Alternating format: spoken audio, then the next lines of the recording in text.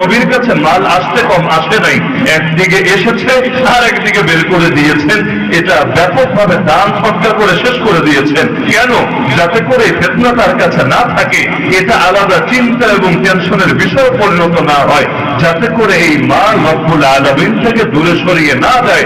তাকে দূরে সরিয়ে দেবে এমন কোনো ঝুঁকি নাই, কিন্তু উম্মতের সামনেও এক শিক্ষা রেখে দিতে চাচ্ছেন, যাতে করে উম্মত ভুলেও এই ফিতনায় পা না বাড়ায়। আল্লাহ রাসূল নিজে বলেন, ওয়াল্লাহি, আল্লাহর কসম করে আমি মুহাম্মদ বলছি, মাল ফাকরা আখশা আলাইকুম, আমি তোমাদের ব্যাপারে দারিদ্র্যের অভাবের ভয় করি না, অভাব নিয়ে আমার চিন্তা কাজ করে না।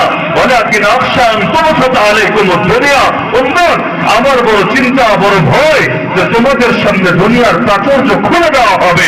ফাতানাফাসুহা কামা তানাফাসুহা, এই দুনিয়াতে দুনিয়ার প্রাচুর্যের প্রতিযোগিতায় তোমরা মেতে উঠবে। ফাতুহলিকাকুম কামা আহলাকাতকুম, এরপরে